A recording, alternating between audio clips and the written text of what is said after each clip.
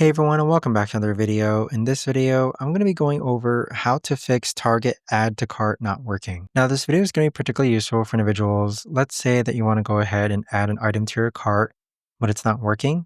How do you actually go ahead about doing so? Now, this video is going to be short, sweet, and simple, guys. There's not going to be a lot of steps involved.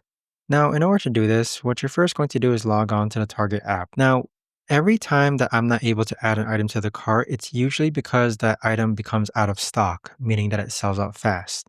So, for example, this tends to happen with a lot of Pokemon cards that get restocked on Target. So, for example, let's say that this Pokemon item here was recently added and right now it's out of stock.